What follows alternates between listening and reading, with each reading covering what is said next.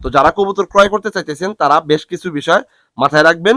কার কাছ থেকে কবুতর নিতেছেন এটা একটা বিষয়, কোন জাতের কবুতর নিতেছেন এটা একটা বিষয়, ইভেন আপনি যে কবুতরটা নিতে চাইতেছেন ওই কবুতর থেকে আপনি কি সঠিকভাবে ডিম বাচ্চা বের করতে পারবেন কিনা। এবং 5 নম্বরে যদি আপনি বলি যে আমার কাছ থেকে কবুতর নিতেছেন তো আমার কাছ থেকে সুযোগ সুবিধাটা কি পাবেন, এই বিষয়গুলো জেনে শুনে বুঝে যদি কোনো কবুতর খামারি কাছ থেকে আপনারা এটা নিতে পারেন, হ্যাঁ, যাচাই বাছাই করে যদি নিতে পারেন, ইনশাল্লাহ আমি মনে করি আপনি হয়তো বা 2টা টাকা বেশি লাগুক কিন্তু আপনি কখনোই এই কবুতরে ঠকবেন না ভাই।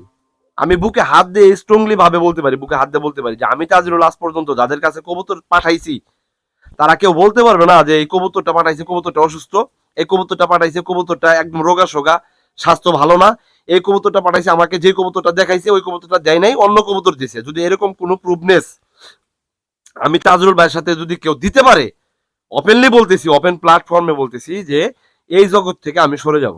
কথা ক্লিয়ার বুঝতে পারছেন? তাহলে এই ধরনের কমিটমেন্ট নিয়ে আমি তাজরুল এই কবুতর জগতে আসি আপনার স্বপ্ন পূরণের জন্য। আপনি কবুতর পালন করে যাতে সফলতা দ্বারপ্রান্তে দাঁড়াইতে পারেন। সবাই ভালো থাকেন, আজকের মতো এখানে বিদায় নিচ্ছি। দেখা যাক নতুন কোনো ভিডিওতে আপনাদের সামনে আসতে পারি কিনা। আল্লাহ হাফেজ, আসসালামু আলাইকুম।